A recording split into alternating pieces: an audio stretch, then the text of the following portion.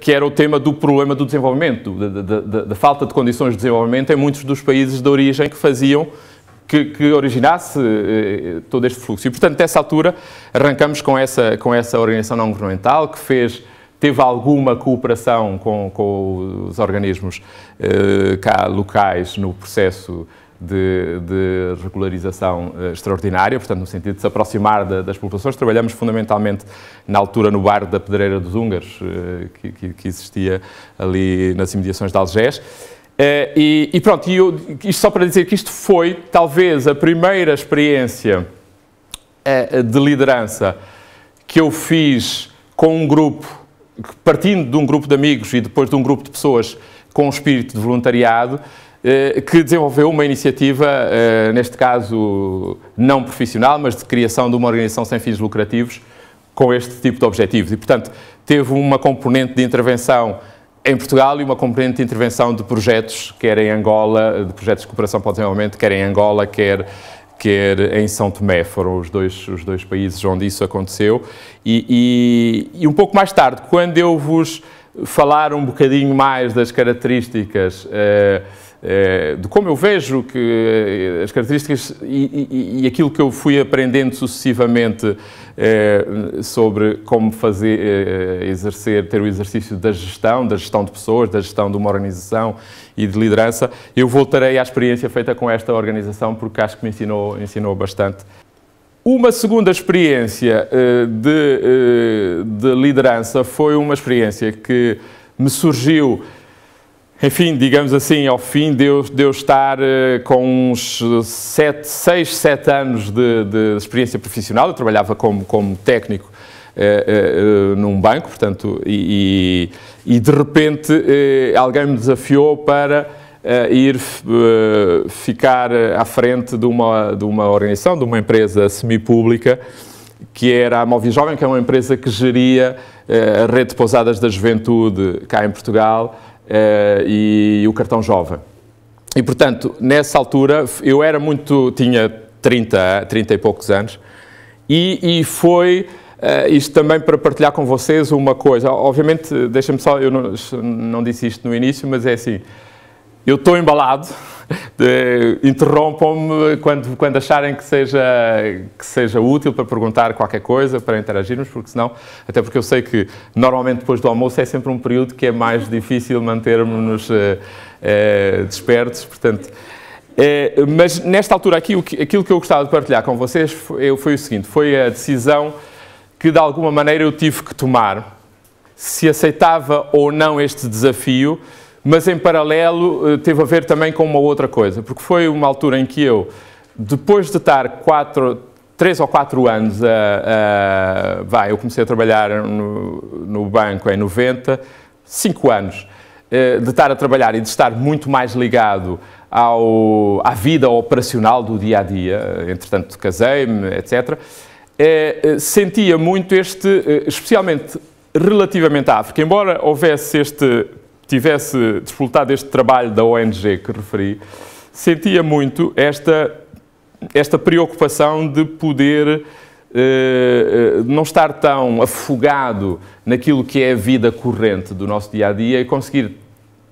pôr um bocadinho fora à tona da água e encontrar uma maneira de refletir também sobre os problemas do desenvolvimento em particular em África. E, portanto, foi a altura em que eu decidi ir fazer o mestrado. Ao contrário da estruturação que existe hoje com o programa de Bolonha, em que há mais uma tendência a fazer-se os 3 anos da licenciatura e depois mais os 2 logo de mestrado, nessa altura a maior parte das pessoas não pensava em fazer mestrado, quer dizer, excetuando aquelas pessoas que queriam seguir uma carreira académica. E, portanto, nessa altura surge a possibilidade de ir fazer um mestrado em desenvolvimento e cooperação internacional. E, portanto, foi nessa altura que me fizeram o desafio. Eu, para financiar isso, precisava de dinheiro, mas também achava que a atividade do banco era demasiado absorvente para eu poder compatibilizá-la com o mestrado. E, portanto, foi a altura em que pedi uma licença sem vencimento no banco e iniciei o mestrado e então desafiam-me para eu começar a ajudar com uma função só ligada a dirigir uma pequena área desta instituição, e de repente houve uma reestruturação e a Secretária de Estado da altura desafiou-me para fazermos para eu ficar à frente do Conselho de Administração daquela instituição. E eu fiquei assim muito na dúvida, porque quer dizer, aquilo era qualquer coisa que eu estava só, em termos de trabalho, a fazer, porque era a forma, o nível de exigência que eu tinha ali não era tão grande como o que eu tinha antes no banco, e portanto era uma maneira de eu ter enfim, um rendimento, mas poder compatibilizar melhor com os estudos de mestrado. E nessa altura colocou-se-me essa interrogação, aceito, não aceito, e decidi arriscar por isto, porque disse assim, bem, a carreira profissional que eu estou a fazer é mais no setor bancário, isto aqui é uma área um bocadinho particular, se calhar é uma boa oportunidade para ter uma primeira experiência de estar à frente de uma instituição, de ter que gerir um pequeno conselho de administração, que eram 3 pessoas, de comissão executiva, e gerir uma empresa que tinha 100 e tal pessoas e assim. E embora consciente do risco que isso tinha, aceitei o desafio. E pronto, foi um desafio que eu acho que foi muito enriquecedor sobre o ponto de vista de começar a compreender, várias características, e eu vou partilhar agora só uma ou duas que particularmente ali eu consegui entender, é que várias características com que uma pessoa, quando está numa posição de liderança, como tem que compreender também o contexto em que está. Ou seja, vamos lá ver, uma coisa que eu percebi logo desde o início, foi que é fundamental a capacidade de uma pessoa chegar a uma instituição e tentar meter bem as mãos na massa e compreender as características da instituição e compreender as pessoas. Portanto, aqui a capacidade de ouvir, às vezes nós pensamos, epá, pronto, o líder é quem tem que chegar e tem que dizer como é que é, por onde é que se vai, etc. Mas aí eu descobri, até porque era muito jovem, relativamente jovem, 30 e poucos anos, não é que tinha já toda uma receita preparada para chegar ali e aplicá-la, e portanto compreendi aí a importância deste saber ouvir, deste saber compreender o historial que uma instituição tem, para poder depois começar a projetar as suas próprias ideias. Compreendi uma outra coisa engraçada, que enfim, não sei em que medida é que isto caracteriza ou não, mas que é o seguinte, eu vinha de uma instituição que era um banco muito grande, o BCP, e era uma instituição que tinha uma força negocial, cada vez que interagia com quem quer que fosse, muito grande. E este slide que está aqui a seguir, tem a ver, aliás, o Rui deve estar a ver todos diferentes, todos iguais. Nessa altura, a Secretaria de Estado da Juventude, portanto, isto reportava à Secretaria de Estado da Juventude, a doutora Maria do Céu Ramos, que era a Secretária de Estado, fizeram-se uns concertos, que era o Portugal ao Vivo, e este segundo concerto teve precisamente creio que este slogan dos todos diferentes, todos iguais, ou foi uma iniciativa nessa altura que teve esse título. Mas o que é que aconteceu? Quando nós começamos a trabalhar, digamos assim, as negociações para a organização deste concerto, que já tinha havido uma primeira edição alguns anos antes, a uma certa altura eu encontro-me numa sala de reuniões com as pessoas que vinham, que no fundo que eram os fornecedores de todos estes serviços, e eu assumi uma posição, eu estava lá não há muito tempo, assumi uma posição negocial de força, sim, quer dizer, e de repente tive esta sensação de que eu estava a falar para toda a gente que estava ali na sala uma língua estranha, porque aquilo não, quer dizer, eles estavam a achar muito estranho porque é que o responsável daquela instituição estava assim com uma posição tão... E de tal maneira que um deles, a certa altura, diz: mas ouça, isto, o Portugal ao vivo, fomos nós que o criamos, é porque eles tinham vendido a ideia há uns anos atrás. E, portanto, eu aí percebi uma coisa, que é o quanto o contexto da instituição que nós temos por trás. Ou seja, eu estava mais ou menos formatado com os graus de exigência de uma instituição como um banco que na altura tinha enfim, era muito marcado pelos graus de exigência, de profissionalismo, etc, etc. E estava ali num contexto de uma ou outra instituição onde a interação, o grau de exigência, o grau de...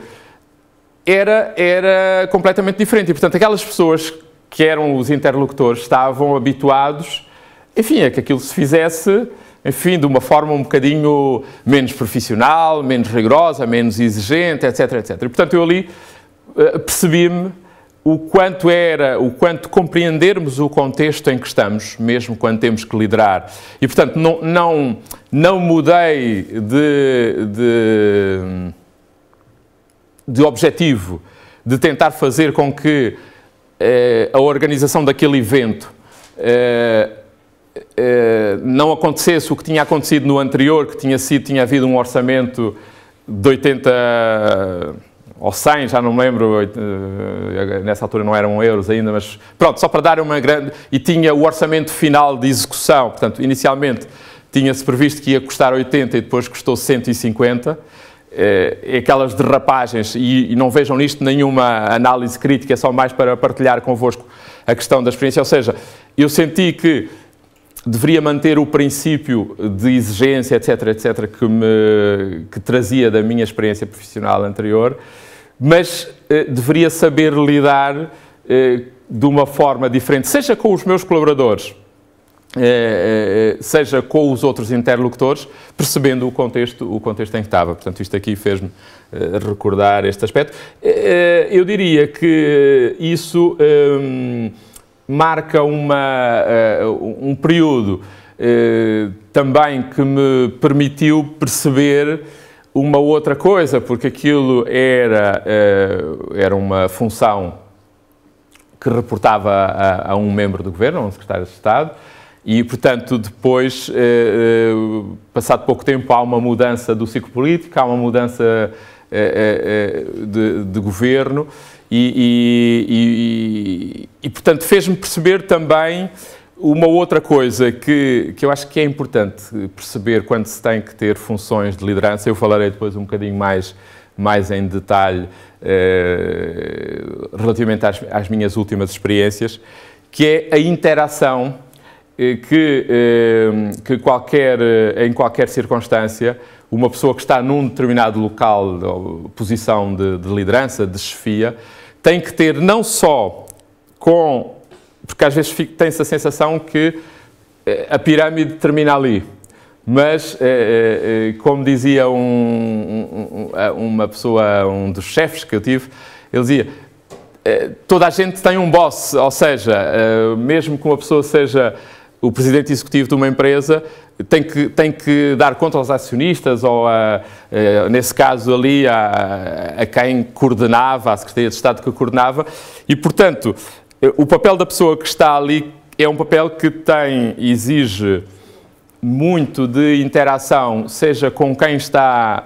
a liderar, passemos assim a expressão, seja com quem se tem que prestar contas e com quem se tem que interagir, portanto, quer a nível